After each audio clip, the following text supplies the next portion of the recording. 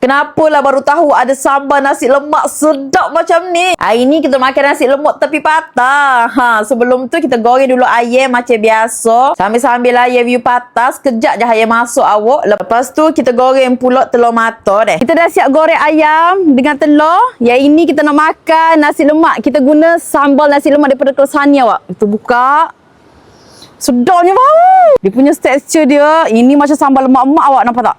Ada siap ikan bilis weh. Senang weh. Ada sambal nasi lemak Kersani macam ni. Masak nasi lemak je. Goreng ayam, goreng telur. Lepas tu siap. Sambal tak payah buat awak. Kita rasa sambal dia saja dulu. Sedap. Betul-betul je sambal mak-mak.